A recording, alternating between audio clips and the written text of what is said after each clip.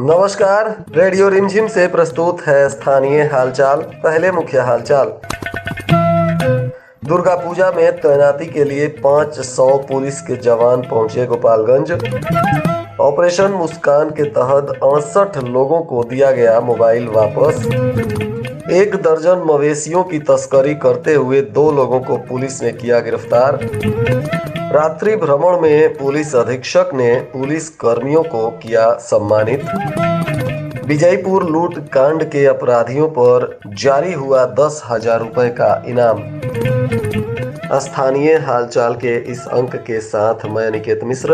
अब हालचाल विस्तार से।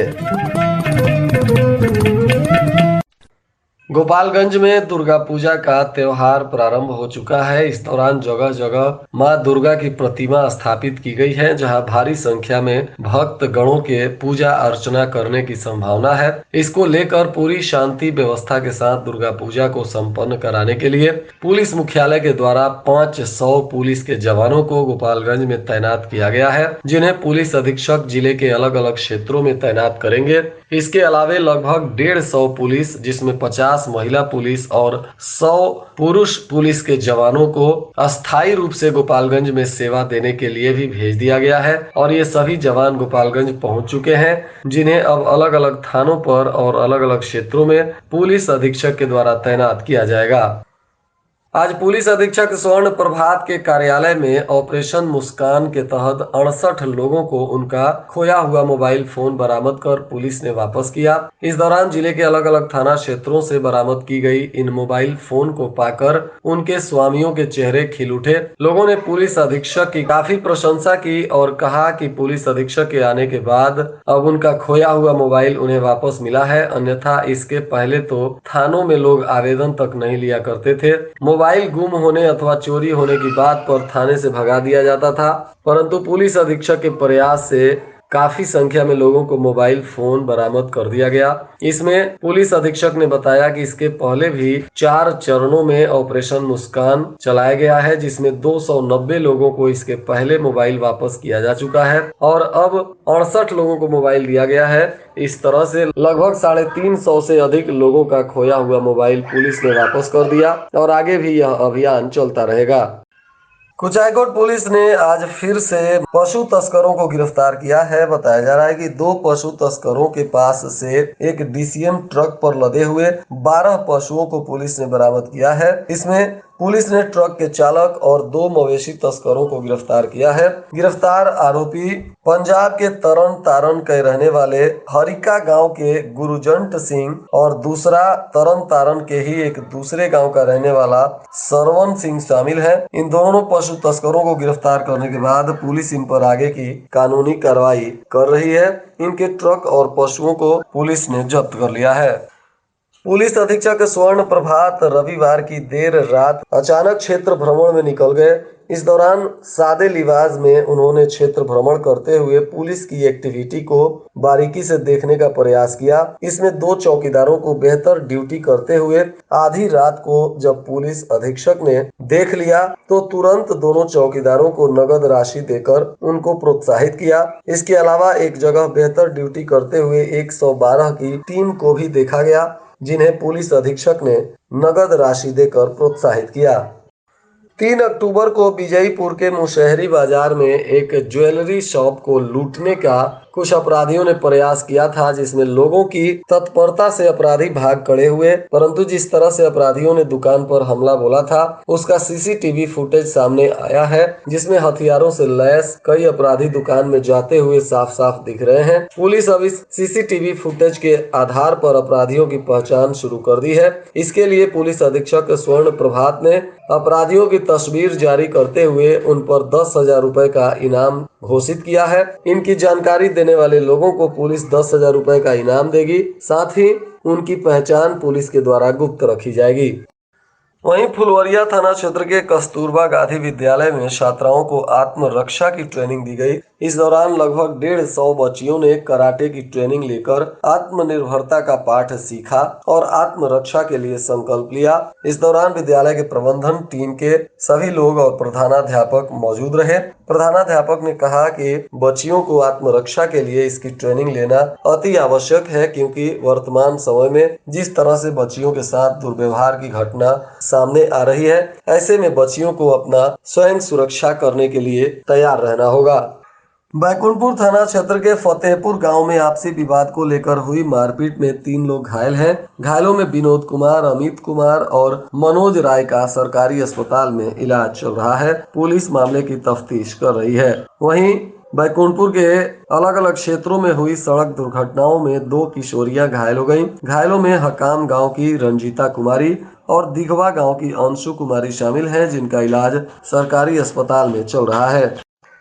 वहीं दुर्गा पूजा को लेकर भोरे थाना परिसर में भी शांति समिति की बैठक हुई, जिसमें पूजा समिति के लोगों के साथ साथ स्थानीय जनप्रतिनिधि भी शामिल हुए। इसमें थानाध्यक्ष सह इंस्पेक्टर सुरेंद्र कुमार यादव ने कहा कि माता रानी की आराधना 9 दिनों तक चलने वाली है। पूजा पंडालों में मां दुर्गे की प्रतिमा स्थापित कर पूजा अर्चना की जा रही है। ऐसे में सरकार के द्वारा जारी गाइडलाइंस का पालन करते हुए सभी लोग पारंपरिक तरीके से माता की पूजा अर्चना करें और शांति व्यवस्था बहाल रखने में जिला प्रशासन का सहयोग करें। उन्होंने कहा कि पूजा पंडाल से धार्मिक सौहार्द बिगड़ने वाला कोई भी गीत नहीं बजना चाहिए। पंडालों के पास सीसीटीवी कैमरे लगाने की भी आवश्यकता है। साथ ही अश्लील प्रदर्शन पर भी रोक लगाने की बात बताई गई। बैकुंठपुर पुलिस ने शराब के नशे में 3 लोगों को गिरफ्तार किया। इसमें खैरा आजम गांव के संतोष कुमार, रेवतीथ गांव के अब्दुल हमीद सिद्दीकी और हकाम गांव के राजेश शाह शामिल हैं, जिन्हें उत्पाद अधिनियम के तहत न्यायिक हिरासत में भेज दिया गया। थावे पुलिस ने नीलाम पत्रवाद के एक वारंटी को गिरफ्तार किया है, जिसका नाम भूखल महतो बताया जा रहा है। यह आरोपी गोपला मठ गांव का रहने वाला है। पुलिस ने इस आरोपी को गिरफ्तार करने के बाद न्यायिक हिरासत में भेज दिया। इधर थावे पुलिस ने गवंदरी मोड़ के पास छापेमारी करते हुए एक शराब तस्करी के आरोपी को दूसरी बार गिरफ्तार किया है। बताया जा रहा है कि आरोपी अपने साइकिल के पीछे गैलन में 40 लीटर चुलाई देशी शराब लेकर जा रहा था, तभी पुलिस ने इसे गिरफ्तार कर लिया, जिसे पूछताछ के बाद न्यायिक हिरासत में भेज दिया गया। आरोपी गवंदरी गाँव का ही शंभू शाह बताया जा रहा है। गोपालगंज के सांसद डॉक्टर आलोक कुमार सुमन ने माझा प्रखंड के अंतर्गत अपने मद से निर्मित 5 सड़कों का उद्घाटन किया। उनकी अनुशंसा पर ही इन सड़कों का निर्माण हुआ है, जिसका उद्घाटन उन्होंने किया।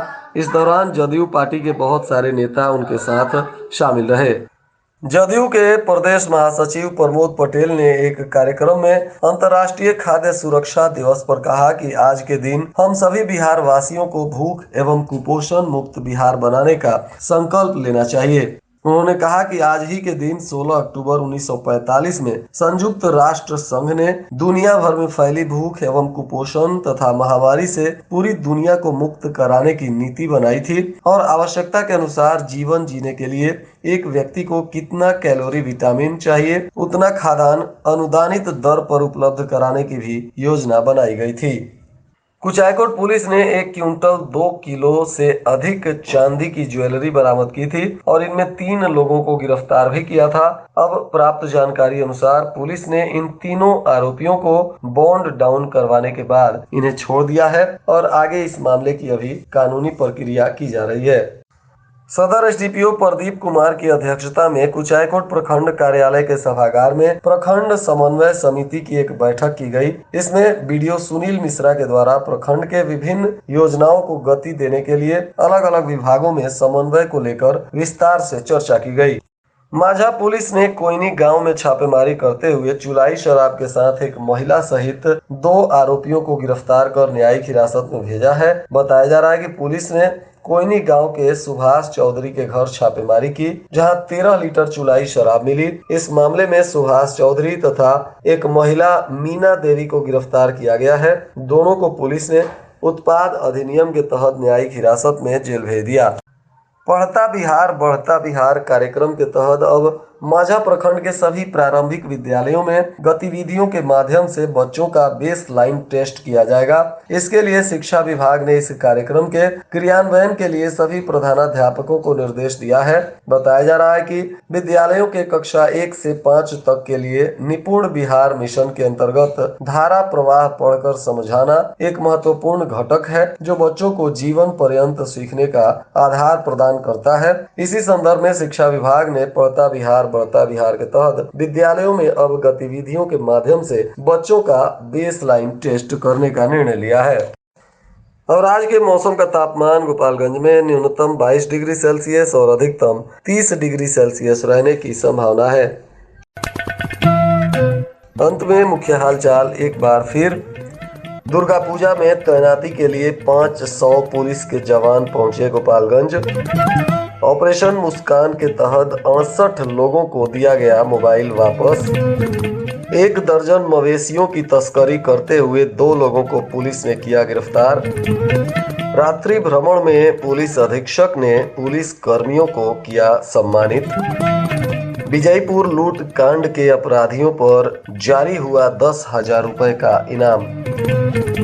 इसके साथ ही रेडियो रिमझिम से प्रसारित स्थानीय हालचाल का यह अंक समाप्त हुआ। नमस्कार।